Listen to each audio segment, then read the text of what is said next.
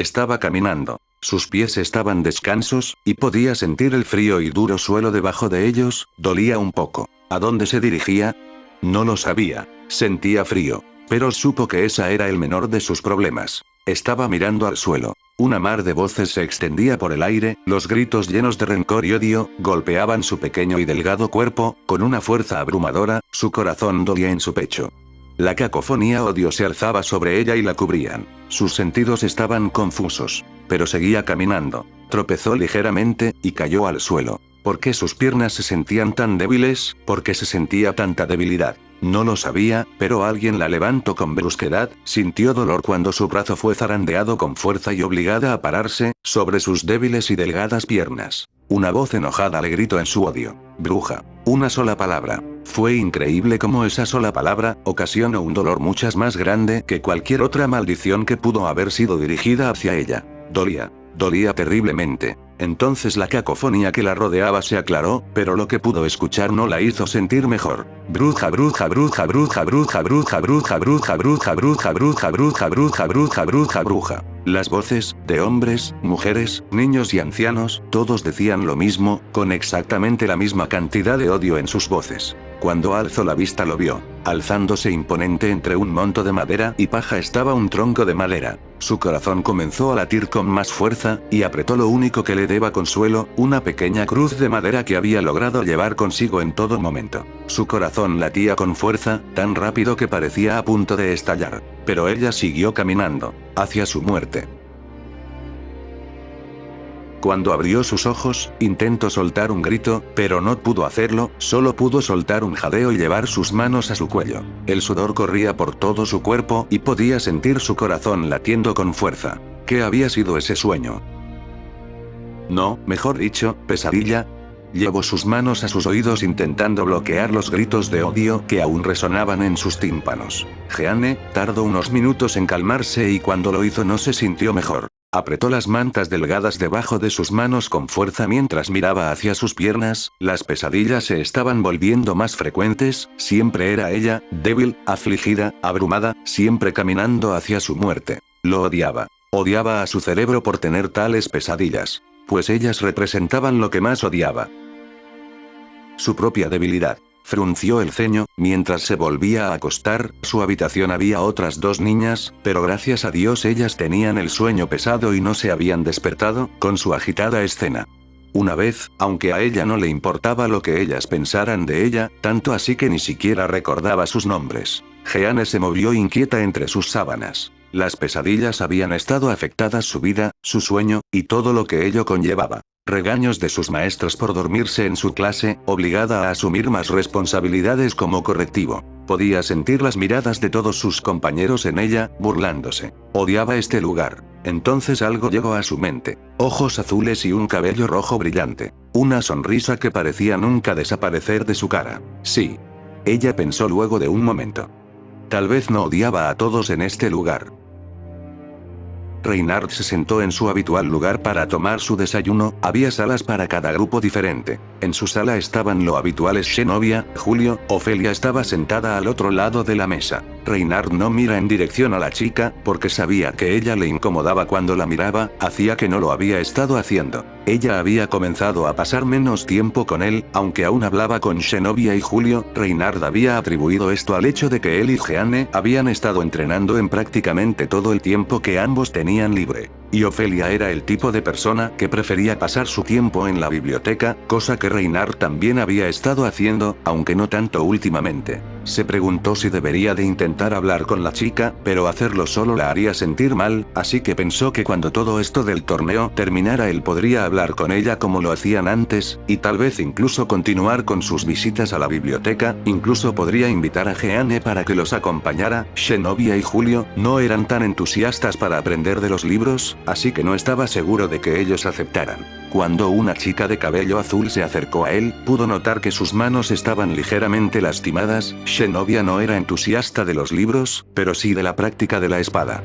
lo cual significaba que el torneo sería supuestamente en unos pocos días, si la información y los rumores que se habían extendido eran al menos un poco ciertos. A veces los niños tendían a exagerar algunas cosas. Zenobia no paraba de hablar de cómo ella sería la mejor, y Reinhardt podía decir que ella tenía muchas posibilidades de serlo, era fuerte, valiente y decidida. Si él pudiera ser más como ella, seguramente su abuela hubiera estado orgullosa de él. Negó esos pensamientos. Buenos días, Rein.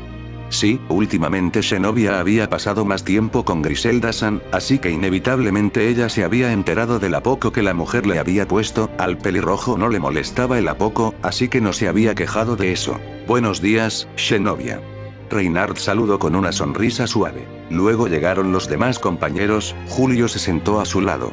Reinhardt se tomó un momento para apreciar este momento. Una de las cosas que más había disfrutado desde que llegó a este nuevo mundo, fue el hecho de que ahora cuando comía, nunca estaba solo, siempre había amigos, con los que compartir la mesa. Aunque se sentía un poco triste por el hecho de que Asia no estaba con él, pues ella fue la primera amiga que había hecho en este mundo. Había escrito varias cartas, y se las dio a Griselda para que se las hiciera llegar a Asia, pero hasta ahora no recibió ninguna respuesta, lo que provocó un poco de inquietud en el pecho de Reinhardt. Griselda le decía que la niña estaba bien, pero por alguna razón nunca le entrega ni una sola respuesta, y cuando preguntó si podría ir a visitarle, le dijo que eso sería imposible por el momento. Al parecer muchas cosas estaba pasando en el mundo. Reinhardt soltó un suspiro. Julio, que estaba a su lado, comenzó un poco ociosamente. Últimamente suspiras mucho.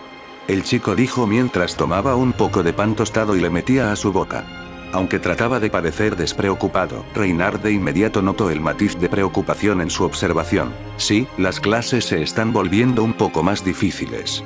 Era una verdad a medias, las clases sí se estaban volviendo más duras, como si los maestros estuvieran desesperados para que ellos aprendieran lo necesario para poder pasar a la siguiente fase de su entrenamiento, que era aprender a cazar demonios y ángeles caídos, los enemigos de Dios. Solo unos pocos alumnos con el privilegio de tener la asesoría de un exorcista consagrado, como Zenobia, la mayoría aprendería lo básico en las clases superiores. Una vez más Reinhardt intuía que esto significa que el mundo realmente se estaba moviendo.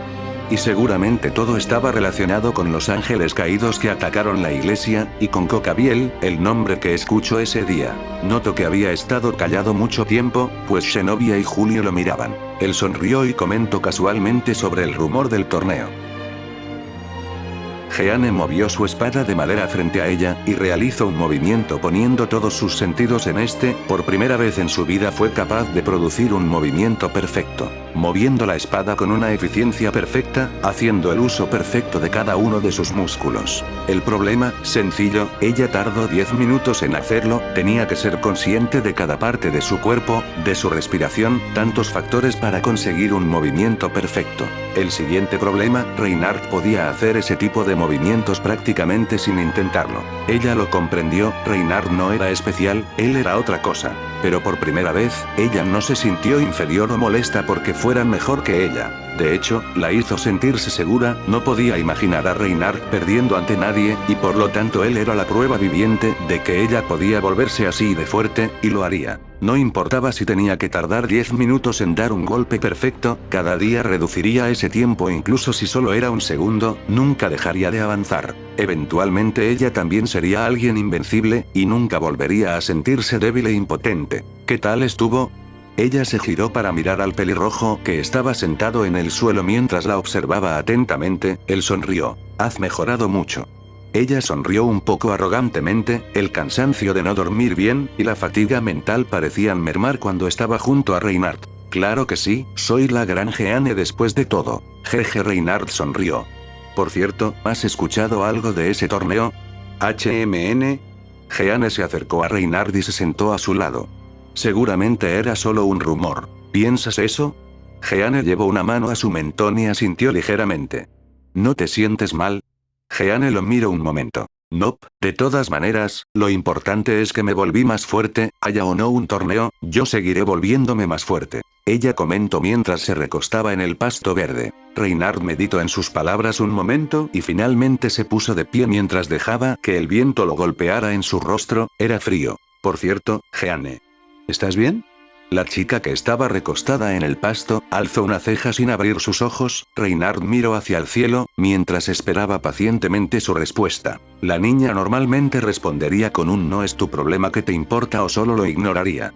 Pero Reynard era diferente, ella sabía que él le preguntaba porque realmente estaba preocupado por ella, así que era difícil menospreciar la amabilidad y preocupación del chico. Se movió incómodamente, pero Reynard no agregó nada. Finalmente, ella solo pudo suspirar, y se rindió ante la benevolente amabilidad del pelirrojo. Pesadillas. Ella dijo en un tono tan bajo que estaba casi segura que Reynard no debería de poder escucharla. ¿Pesadillas? Él dijo suavemente, instándola a continuar. ¿Realmente escuchaste lo que dije? Jeanne abrió un ojo y miró al chico que estaba a un par de metros de ella, no importaba cómo lo pensara, era imposible que él la hubiera escuchado, pero también sabía otras cosas. No hay nada imposible para el chico conocido como Reynard Van Astrea. El chico asintió ligeramente. Ella miró al cielo, mientras continuaba acostada. Sí, últimamente tengo algunas pesadillas. Podía sentir cómo su cara se calentaba al tener que admitir que tenía pesadillas, odiaba que la gente supiera de sus debilidades. Debes de pensar que soy un bebé llorón. Ella murmuró una vez más en un tono tan bajo que era prácticamente imposible escucharla. Sabes que yo no pensaría eso de ti. Reynard dijo suavemente. Yo pensaría eso de ti. Si me dijeras que te despiertas con pesadillas todas las noches. Ya veo. Reynard respondió con una sonrisa, mientras se daba la vuelta y caminaba hacia Jeanne. Continuamos, dijo mientras tomaba una espada de madera y la tendía una mano a Jeanne. La niña parpadeó un par de veces, antes de levantarse con un salto. ¿Eso es todo? ¿No me vas a decir nada o preguntarme más? Ella dijo sorprendida. No creo que sea necesario. Reynard dijo mientras sonreía y lanza su espada a la niña que la tomó sin problemas. Después de todo, Jeanne es una de las personas más valientes que conozco. Él dijo, sin ninguna vacilación en sus palabras. Pero si quieres hablar de ello, siempre estaré dispuesto a escucharte. Reynard dijo mientras tomaba una postura perfecta. La niña sonrió, antes de apretar el mango de su espada con fuerza. ¿A qué te refieres con una de las personas? ¿Soy la más valiente y fuerte?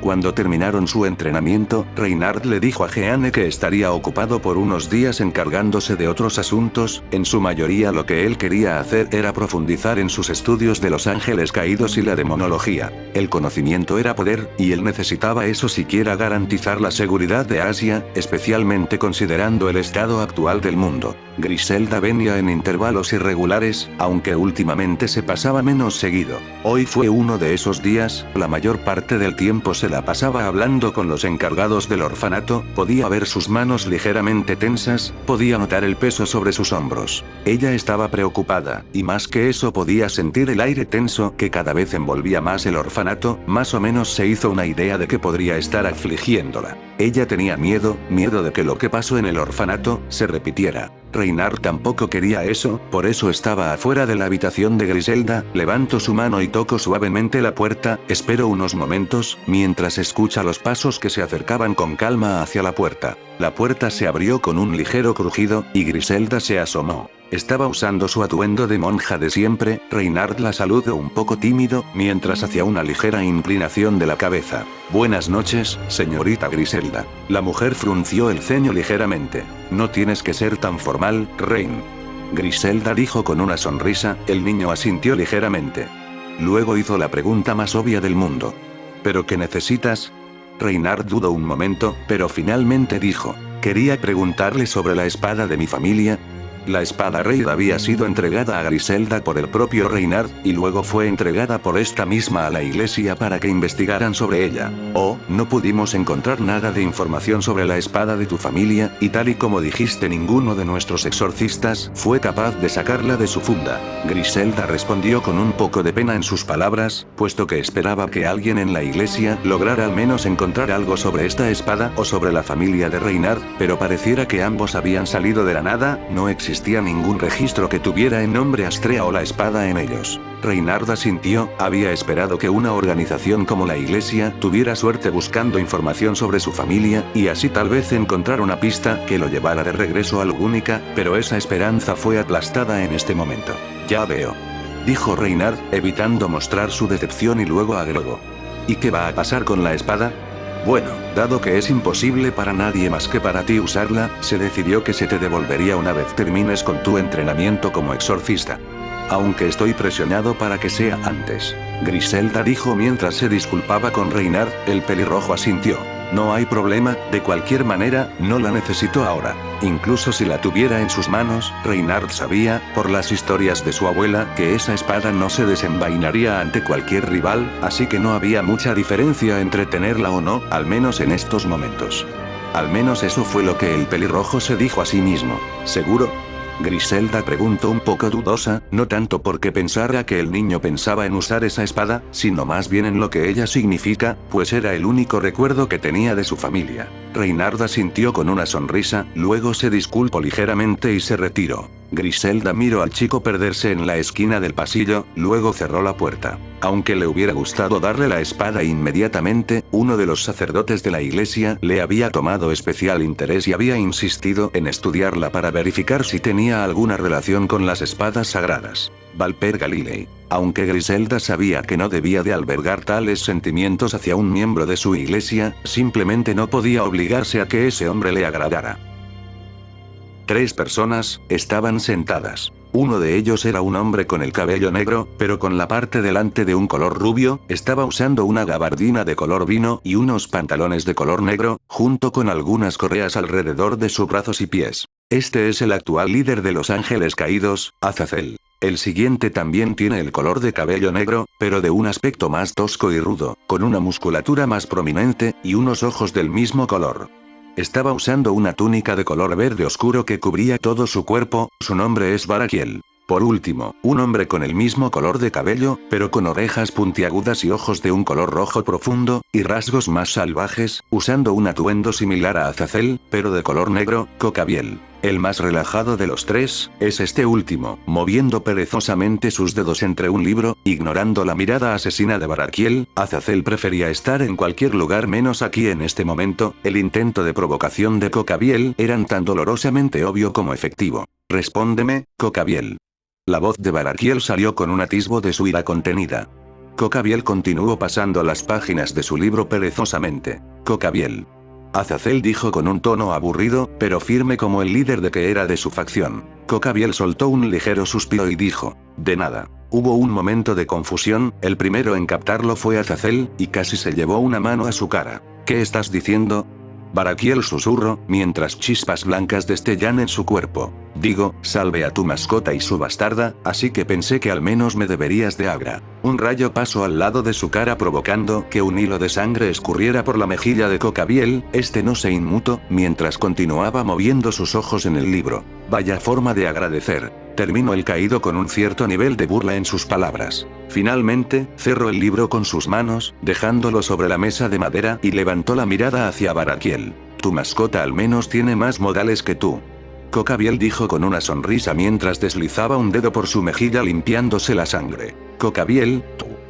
Antes de que Barakiel terminara su oración, fue interrumpido por la mano de Azazel. Vamos Cocabiel, Barakiel solo es un padre preocupado, no puedes culparlo por olvidarse de agradecerte, ¿sabes?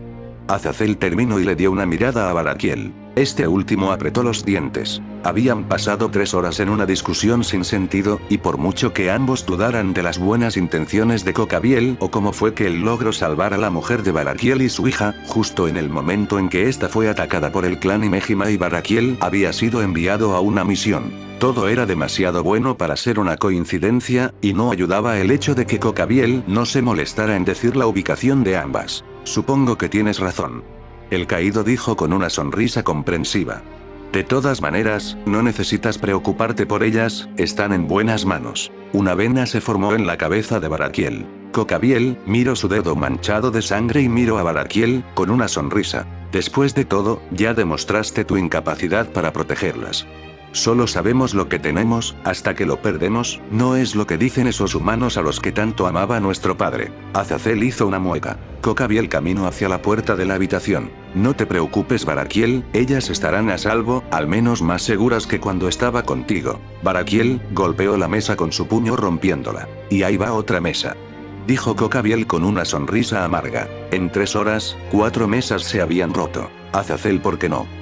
Azazel negó con la cabeza. Sabes que no podemos hacer eso. Si comenzamos a pelear entre nosotros, en la situación en la que se encuentra el mundo, no estamos seguros de que los demonios o los ángeles no verán eso como una muestra de debilidad, y decidan acabar con nosotros. Azazel nunca lo diría directamente, pero al final del día, él siempre pondría el bienestar de su facción por sobre la familia de Baraquiel. Se preguntó si Cocabiel era consciente de esto, y por eso había sido tan descarado. Cocabiel había estado realizando movimientos peligros contra la iglesia usando a sus peones. El problema era actualmente no había ningún diálogo hacia la paz. Si Azazel mismo se encargaba de Cocabiel, seguramente estallaría una guerra interna en Gregory. Después de todo, Cocabiel seguía siendo uno de los líderes de Gregory. Y lo que menos necesitaban en este momento era comenzar una guerra interna que los debilitara desde adentro. Si avanzaran hacia una posible paz, entonces no dudaría en sacrificar a Cocabiel, para poder alcanzar un acuerdo con las demás facciones, en vez de solo un alto al fuego provocado, porque ninguna de las facciones quería seguir perdiendo más de lo que se podían permitir.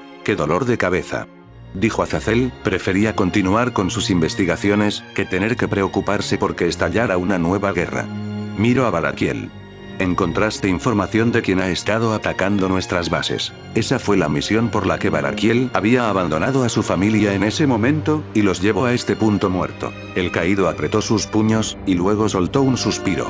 No hay nada, no parece que haya sido hecho por demonios o los exorcistas de la iglesia. Azazel llevó una mano a su mentón, realmente no podía imaginarse a muchos posibles responsables de estos ataques. La facción de los antiguos reyes demonio, que perdieron la guerra civil contra Circe.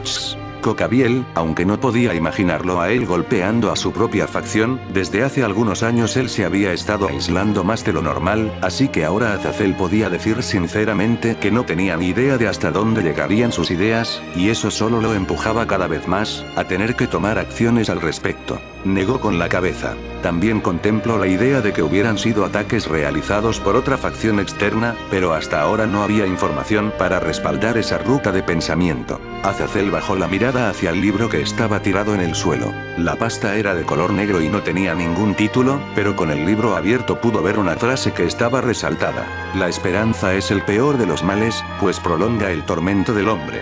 Una sonrisa irónica se dibujó en la cara de Azazel.